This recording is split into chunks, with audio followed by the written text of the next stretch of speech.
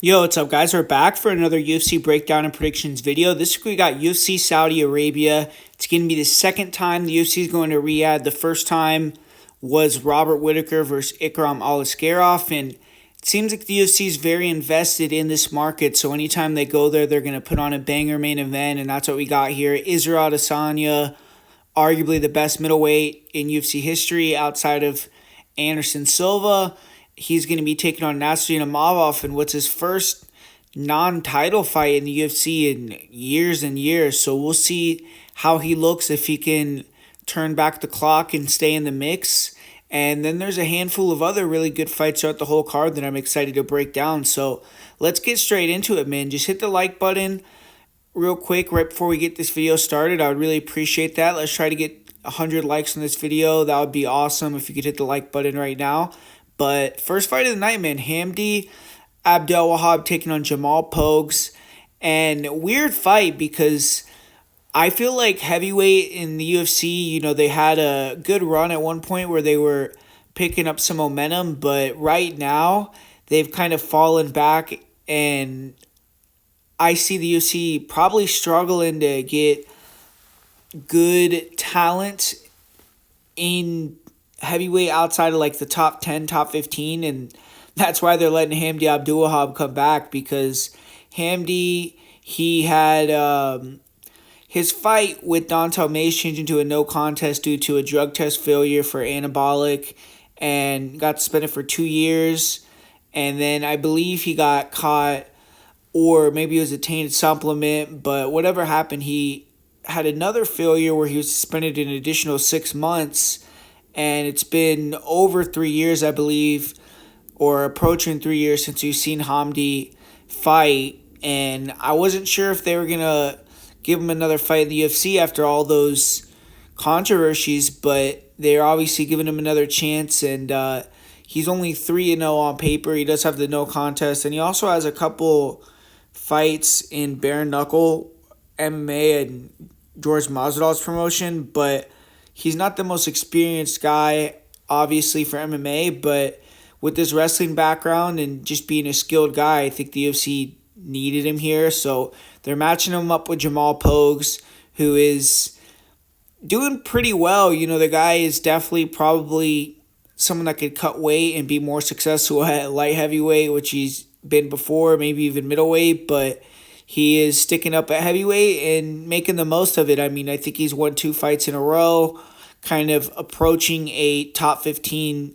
fight. And if he can beat Hamdy Abdelwahab, I think he will get someone in the top 15. So if Hamdy can win, he's going to reintroduce himself. He's going to be right back in the mix to get into the rankings. And for Pogues, I think the same goes for him as well. So even though it's the first fight of the night, it might not be the most technical or highly skilled fight. It's still an important one for these guys. And style-wise, 2 good grapplers. I feel like Jamal Pogues' wrestling grappling is underrated. We saw him fight Thomas Petersen, and man, I mean, round 2, the guy had his leg and the single leg all the way up, like over his head, and he was still staying in the air. I mean, that was impressive balance, or staying grounded. That was impressive balance from a big guy in Pogues.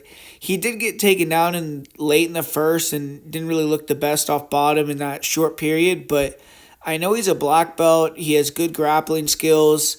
I feel like his footwork and speed is better than most heavyweights, and he has a lot more experience in MMA, whereas Hamdy, he's a really tough guy. Obviously, he has those bare knuckle fights, so anyone that's willing to go in there and throw with no gloves is about it, and he is willing to scrap on the feet, but unless he's improved his stand-up during this time off, I'm not really sure he has UFC level striking. I mean, he just wings big right hands. He has decent ability to land counters and absorb damage, but he can get stuck at range against someone that has good boxing and kind of stick and move on him, or can kick and move on him. He just really doesn't feint his way in well. He's just kind of wild, and I feel like Pogues with his jab, with that check hook, can kind of move around and counter him. And if he could defend a few takedowns, I feel like even though both guys are going to probably get sloppy and tired, Pogues is going to be more technical of the two when he's tired. But Hamdy, I mean, now with USADA not there, UFC bringing him back, fighting in Saudi Arabia, who knows? I mean, this guy might be juiced up and be able to just eat shots, walk through them, get Pogues tired and drown him. So I get why it's a close money line. It makes sense. But I'm going to lean towards Pogues because I think he's more skilled overall, and I think that the activity, him being more experienced, is going to pay dividends as well. So I'm going to go with Jamal Pogues here in this pick'em fight to kick off the card. And in this next fight, we got the UFC debut of Bogdan Grad, who made a name for himself with 2 appearances on the Dana White Contender Series. The first one wasn't good. He got knocked up by Tom Nolan. Second time he went out there and had a really good back and forth fight with Michael Oswell and came out, won a split decision that got him the contract in the UFC here. And he's going to be taking on Lucas Alexander, who his UFC career, I would say, is likely on the line Saturday night. He's 1-2. He got signed in 2022, and he hasn't fought in over a year. He's had injury issues, and he's had his last fight where he lost to Sergei, he was a huge favorite, so dropped the ball in that moment. He did have a loss to Joe Anderson Brito in his debut on short notice, where I don't think anyone could really fault him for that, but losing record in the UFC, I think he has to win here to keep his job. And style-wise, I mean, Lucas Alexander is a really slick striker. I believe he has, I heard John Anik say 150 kickboxing fights or something like that. I mean, the guy throws nice kicks. He controls distance well, good straight punches. He'll go to the body, good calf kicks. Both of his losses, though, in the UFC came after he slipped from throwing a head kick. He did that against Joe Anderson Brito, ended up having Brito jump on top of him, submit him, and then against Sergei, he got kind of tripped up off a head kick and then got up kind of awkwardly and got caught and knocked out there. So kind of weird losses, but he trains at a good jiu-jitsu gym, Fusion XL. His takedown defense looks solid against Ocho Petersen, but really haven't seen that tested too much. He has been submitted in a couple of his losses, and but he's a good decisionator guy. He's 5-0 in decisions and 3 knockout wins, so he's not the most powerful, but he can knock you out if he lands clean. For Bogdan, I mean, methodical guy. He doesn't really use a ton of footwork, but he'll kind of feint and fake his way in, and he's explosive. He'll throw big looping punches. Pretty dangerous. He can back you up near the fence, and he'll explode with jump attacks, spinning attacks. But at range, I think he's really going to struggle here. I think he has a bladed stance. He's kind of heavy on that lead leg. I feel like he's going to have issues with leg kicks. He doesn't really move his head. I mean, he just eats jabs, straight punches. He has a good chin, good cardio, so I think he believes in his ability to take a shot to land a shot. But against someone like Lucas Alexander, who's just going to try to point him, land, touch, get in, get out, I don't think that's a smart game plan because there's not going to be very many opportunities to exchange or counter. I think he's going to try to wrestle here, get Alexander against the fence, try to get on his legs, but his wrestling really isn't that great, I wouldn't say. His chokes are dangerous, but a lot of his submissions actually come when he gets taken down. So I think Lucas Alexander has a chance to style on Grad, dominate here if he can have a good performance. Grad's there to be hit. He's going to be a lot slower. I think Alexander should be able to dart around, throw leg kicks, jabs, straight punches, kind of pick Grad apart a little bit. Grad isn't someone who has phenomenal wrestling, so I think Alexander should be able to stuff most of the attempts. Hard guy to trust because he just kind of has lapses in judgment where he can lose the fight and he's winning the whole time and then loses it. But if he makes weight, looks good, I think that he's going to get the victory here and put on a solid performance. So Lucas Alexander is the prediction for me in this fight. And this fight right here, man, I've been going back and forth on this one. Struggling to have a clear winner on this fight. I feel like both these girls have passed to victory and they're both going to be motivated to get the win here. So it's a hard one for me to pick, but first female fight in Saudi Arabia, so that's a historic moment for them. And we have Jasmine Jasudavicius, who's now the 12th ranked flyweight in the world. She's on a good little winning streak right now. And she's going to be taking on the returning Mayra Bueno Silva, who has had a 5, 6, 7 fights, I'm not sure, quite a few fights in a row at 135. She obviously made it to a title fight, challenge for the belt at 135, but lost her last 2 in that weight division and now is making the move back down to flyweight. So if she makes the weight, she's going to have to have gotten dedicated, probably gotten a little bit better shape, and all that should help her here going into this fight. She's also went and trained with the MMA Nerds, so that gym has been streaking. There's going to be a lot of good vibes there, and maybe she's able to harness some of that and bring it into the cage with her. But you look at how these girls match up on the feet, I feel like Mayra Bueno Silva is way better. Jasmine, she is kind of robotic and slow. She will pressure forward. She has good conditioning and good durability, so she'll take big shots, kind of absorb them. In the pocket, she can return with some sneaky counter punches that seem like they can kind of sting girls, but I feel like she doesn't have the craziest power. I think Mayra Bueno Silva is going to have way more power, and Jasmine doesn't really move her head. She's really there to be hit. We saw Tracy Cortez kind of light her up. So Mayra, I mean, she's a heavy hitter, and I feel like if she could start to get these counters, maybe mix in some elbows, she could maybe get a big cut on Jasmine or just land a lot of big shots that hurt Jasmine. And in the clinch, Mayra is really dangerous, really good. She has great weapons there with the knees, with the elbows. So on the feet, I feel like Mayra is really going to do a lot of damage to Jasmine. So it's going to come down to if Jasmine can absorb that damage, walk through it, put Mayra Bueno against the cage, kind of fatigue her, get her to the ground, and then avoid that submission game and end up either finishing Mayra on the mat after she gets her tired or rinse and repeating that to a decision. So Jasmine, her wrestling is good. She has good timing on the takedown. She's pretty relentless. Mayra, historically, her wrestling offense hasn't been the greatest, and she's gotten tired in fights. But I feel like she's been fighting a lot bigger girls, and she's also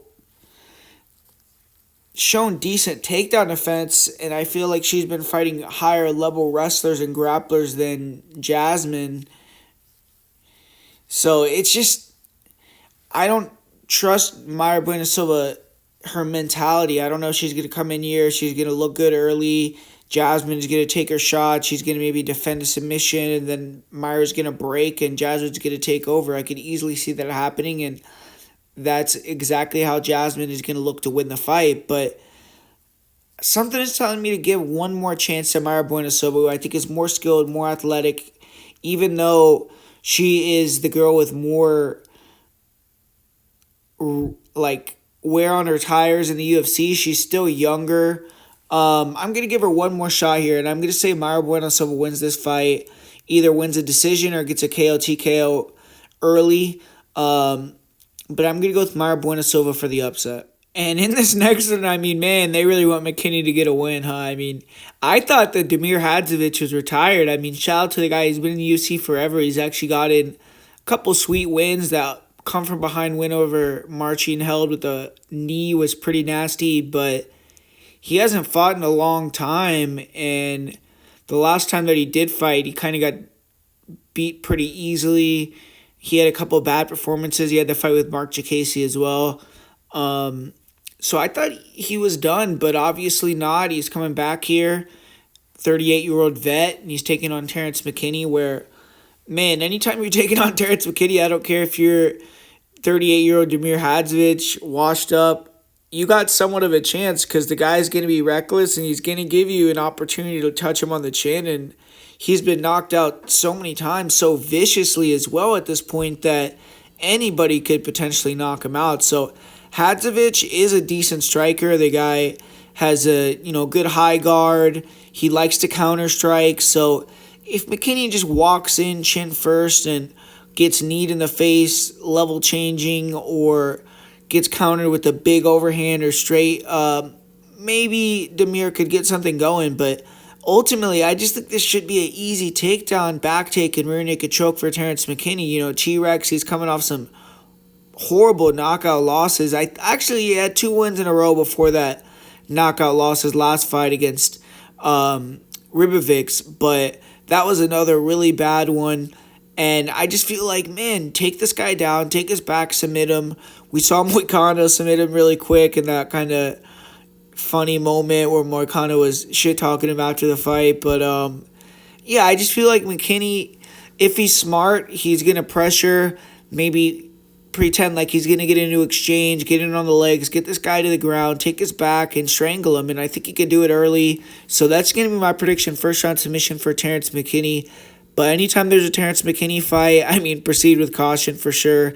But this is one that he should win, and I think he will win. And we got Shamil Gaziev taking on Thomas Petersen in this next one. And this is a fight where I feel like Shamil Gaziev can keep it going, get another win. He had the loss to Jairzinho Rozenstruik, and it kind of pushed people away from him, me included. But I thought he had a pretty decent performance his last fight. And he proved that he could win a fight that goes past the first round, which that was the first time that he had been able to do that in his career. I believe the second time, first time in a long time. But Gaziev, I think he got pushed up a little too fast, like I said, taking on Rozenstruik. But Petersen, I see him getting this win. I mean, you look at Thomas Petersen's style. He wants to pressure you. He wants to slip the jab, then return with combinations. But he's very there to be hit. You know, he will eat and absorb damage himself or take shots and still walk through them to come with his combos.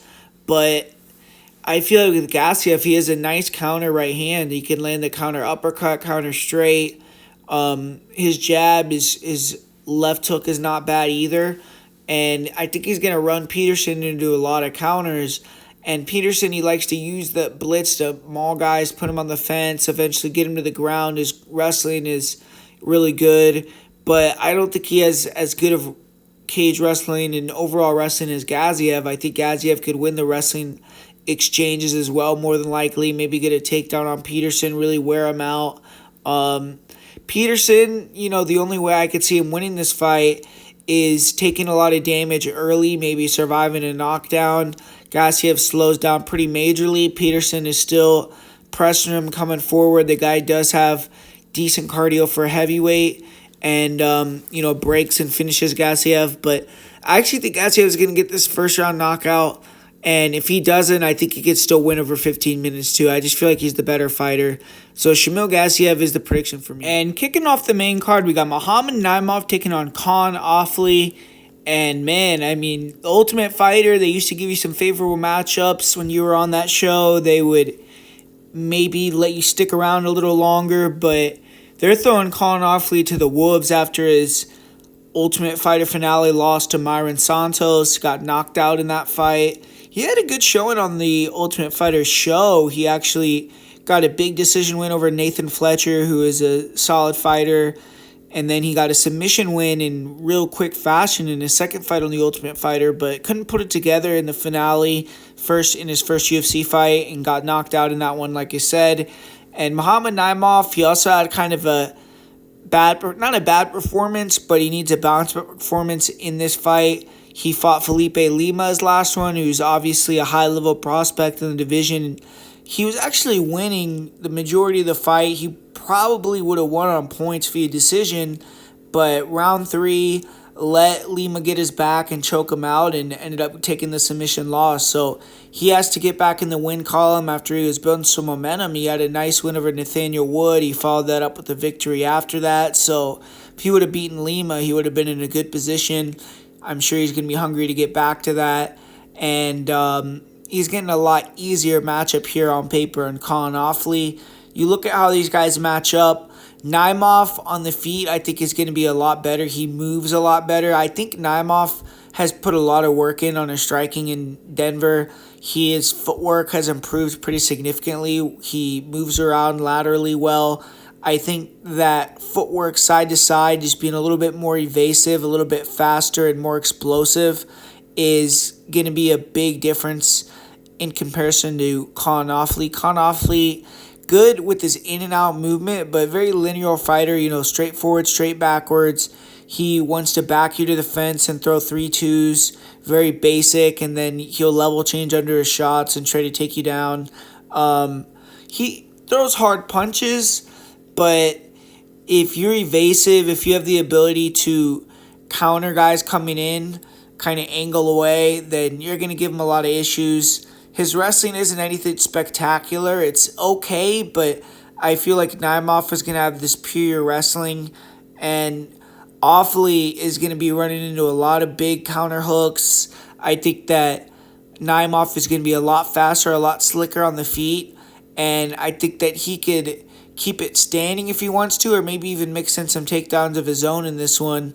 And Naimov, he's not against cheating to get the win here, and I think it's Saudi Arabia they'll let you get away with a lot of fence grabs and all the things that Naimov is going to do. I don't know if they're going to take a point from him if he's fighting dirty in there. And I just feel like he is better everywhere.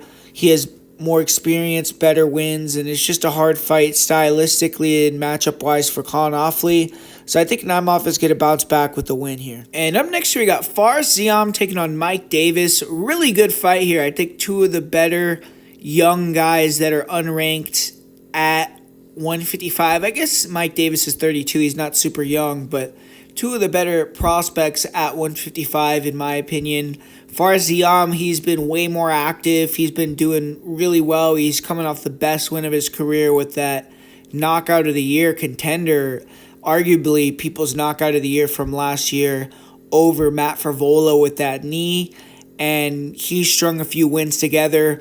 Mike Davis is also on a win streak. I believe he's won 3 fights in a row, but his is a lot more elongated, where Mike Davis, he likes to take a lot of breaks after his fight. So he'll fight, take 8 to 12 months off, and then we'll see him back in the cage again eventually. But he's back. He's going to do business here against Ziam.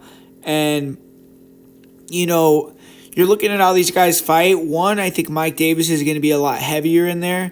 He is maybe one of the biggest 155ers on the roster. So I'm curious with the travel, how he's going to look on the scales, if he's going to be making the weight successfully. We're going to see that. He's never missed weight or anything like that, and he used to fight at 145, so I think he'll be able to cut down and make it, but we're going to have to check him out. And Ziam is a tall, long, and lanky guy, so he also probably has struggles making the weight, but I just feel like Mike Davis is going to be heavier, bigger, stronger, more physical. But Ziam, I feel like he's not the fastest guy. He's not the most explosive guy, but he's really long, lanky, and he has good timing and nice technical weapons. He'll throw nice straight punches down the middle, good knees. He does a good job of kind of staying calm, just walking you down and being very loose. Once his opponent starts to slow down, he starts to land more, then he could start to pull away and do damage. His shots have impact, and he might not be a one-punch knockout artist, even though his last fight he got the nasty knee knockout. He just is able to do damage over time in his fights and accumulate stuff, but he's not the most evasive or fast guy, like I said. I think Mike Davis could walk him down, get in the pocket with him, and where most fighters aren't necessarily able to exchange with Ziam because he has that technicality and timing, I think Mike Davis's boxing is good enough to be able to at least land some hard punches and exchanges, maybe hurt Ziam. And if he can't do that, I think that the wrestling is going to be a big advantage for Mike Davis. Ziam has improved in that aspect. He was able to defend the takedowns for the most part against Frevola, but I think that Mike Davis is a different animal in the wrestling department. I think he's going to be able to take down Ziam probably pretty frequently, and then the game after that is going to be how much has Mike Davis been improving his grappling. His grappling looked really good his last fight versus Natan Levy, being at Fusion XL, which is one of the best grappling gyms for MMA fighters. I think is only going to do wonders for him, and it could keep improving his top game. He could become one of the better fighters in this division. But he's had fights where he's lost position, ended up on bottom. And Ziam is good at exploding at the right times, getting on top. And then on top, he has good ability to control, land ground and pound, and just continue to go down that route of trying to get guys tired where he could take over on the feet at range. And Mike Davis has to be smart with his positioning if he goes the wrestling route and keep the position on top. Don't be overzealous. Don't hunt the submission too crazy because the submission will open up eventually if you're just smart, use a ground and pound, and progress position in a more advantageous way. And I feel like Mike Davis has a good opportunity here to get a submission. That's going to be my prediction, but he just can't lose position on top and let Ziam get confidence and work into the fight with mistakes from Mike Davis. You know, he can't have self-enforced errors because that's how Ziam is going to likely win this fight. But I think that Mike Davis will be able to get a submission here. So I'm going to say first or second round submission win for Mike Davis in this fight. And this is one of the most anticipated fights on the card, with Saeed Nurmagomedov making his return after about a year and a half off, and he's taking on lockdog Vinicius Oliveira, who during the time off for Saeed has made a big name for himself in the weight class. Saeed, the last time we saw him was late 2023. I think he's had to deal with some injuries and just hasn't been able to get back in there. And since Saeed's been away in 2024, Vinicius Oliveira got signed by the UFC, had that highlight reel finish, viral knockout against Bernard Sopage, and followed that up with a big win over Ricky Simon, where the UFC jumped him up into the upper echelon of the division right away. So obviously they saw something in him, and Vinicius was doing a good job promoting himself outside the cage, talking shit, calling people out, and he was able to get fed with the big matchup and come through with the victory over Ricky Simon. And now he's taking on Saeed Nurmagomedov in the Middle East. If he could beat a Nurmagomedov in the Middle East, I mean, the guy is only going to skyrocket in the division, probably get a top 10 matchup next.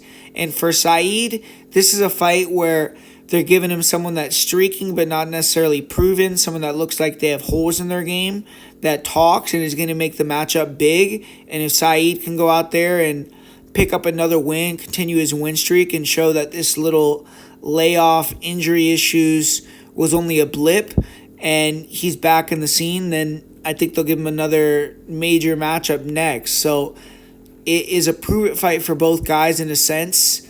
And they have similar styles. I feel like Saeed is way more dynamic, though. The only guy I could compare Saeed to on the feet really is Yair, man. Yair Rodriguez.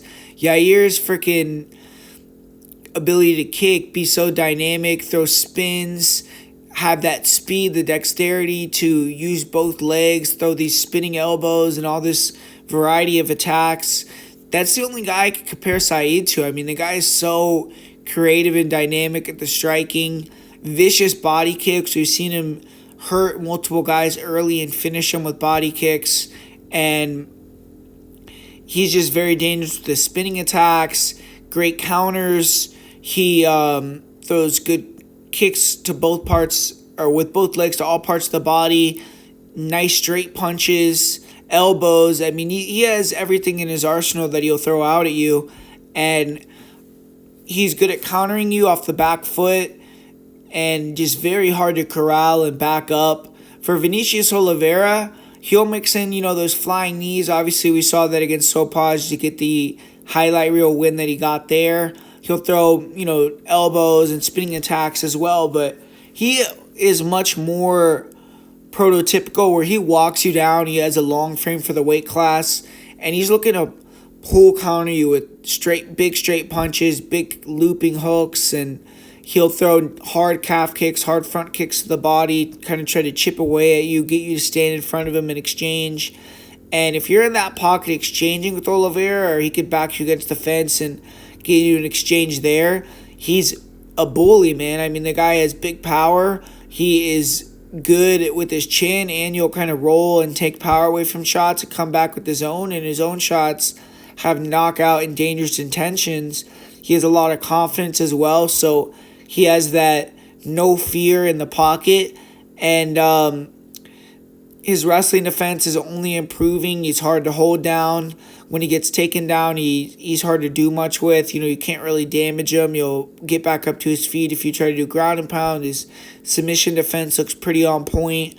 But he hasn't fought someone that can mix it quite like Said Nurmagomedov, I don't believe. I guess Sopaj in a way, and Sopaj was doing a good job of mixing it up on him until he ended up getting tired on that short notice. But Said, I think, is way more dynamic on the feet. I think he has more dangerous submission threats on the ground, and I think his wrestling timing is better.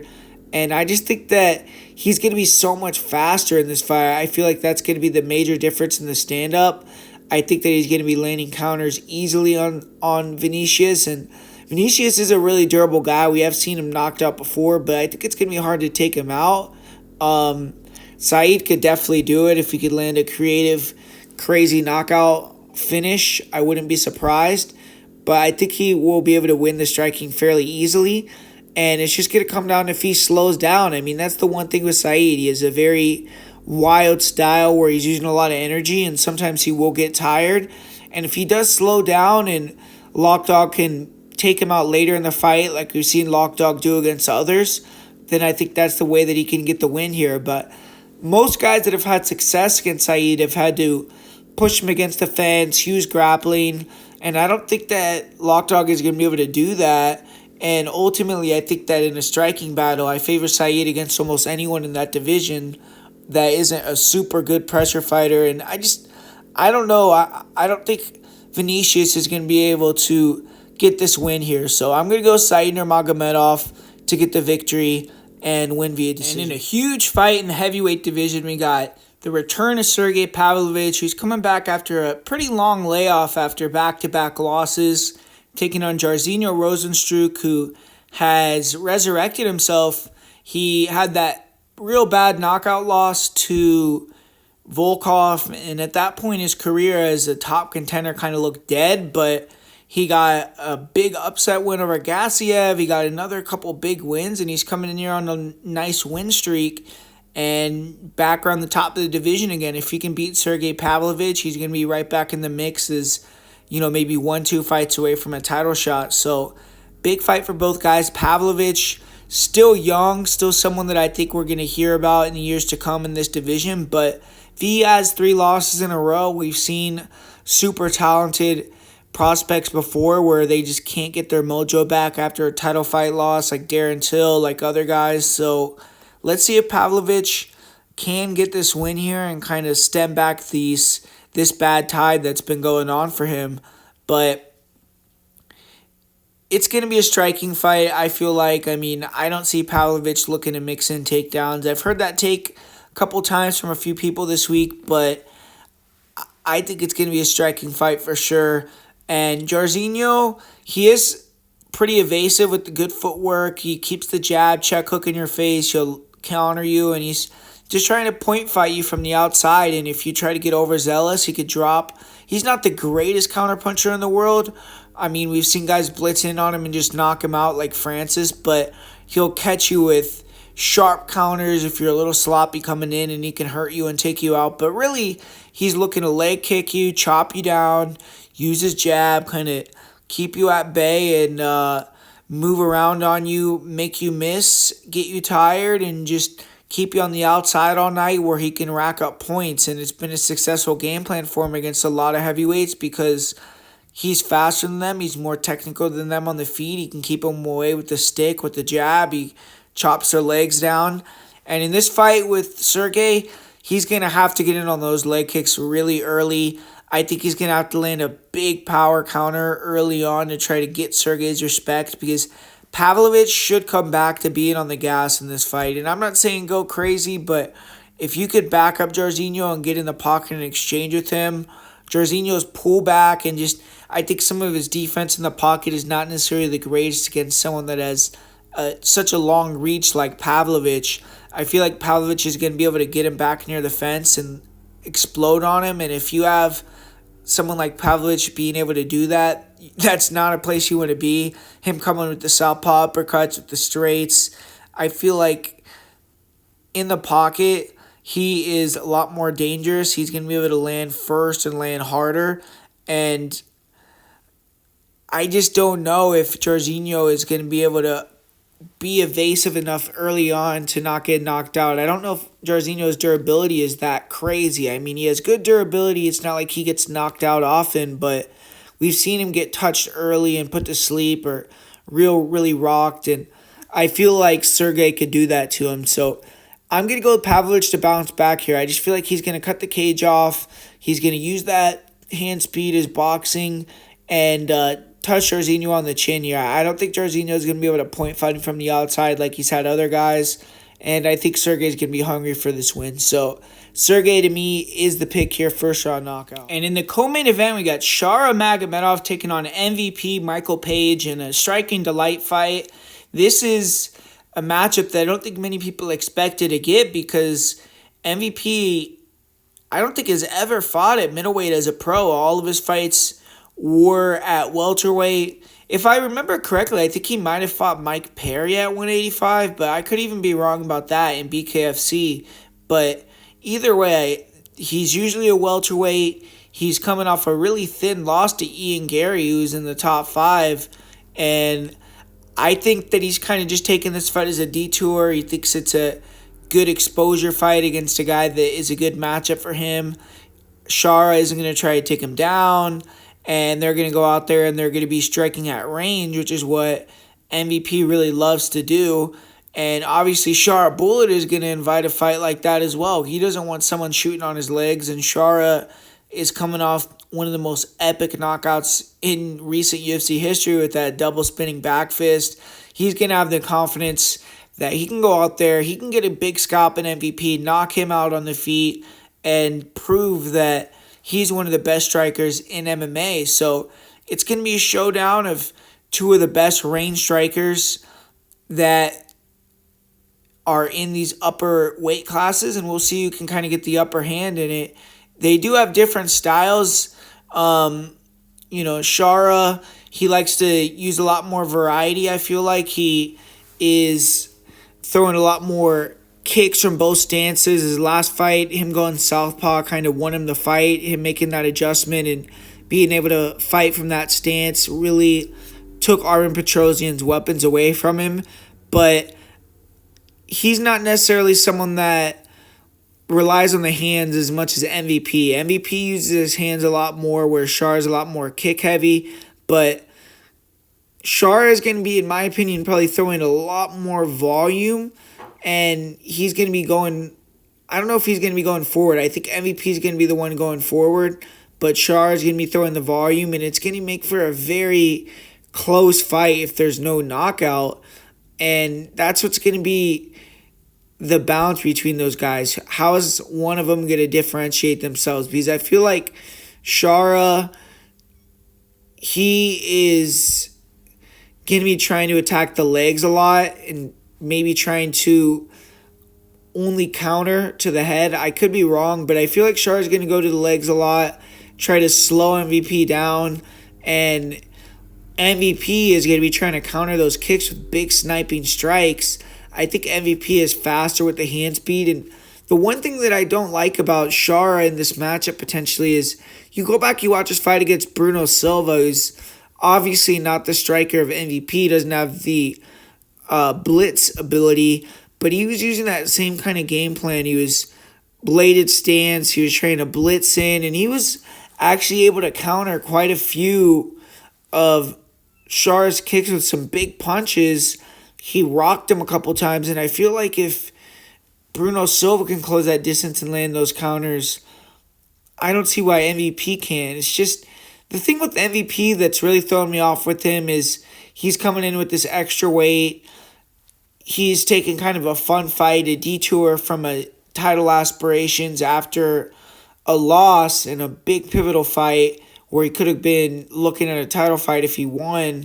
So how much is he truly invested in winning here versus putting on a fun show for the fans? And I think that he kind of does that regardless with his style, but hopefully he's been pushing himself in training and still treating this like a fight where it's going to get him to the title and not just looking at it like an easy, fun striking match, because he can't let it just slip through his fingers. But I feel like if you give anyone a striking fight with the MVP on the feet, it's going to be very tough for them to win, man. I mean, just MVP's ability to blitz in, blitz out, be so fast, have the big length advantage, even though he's coming up in weight, he's still going to be longer than Shara.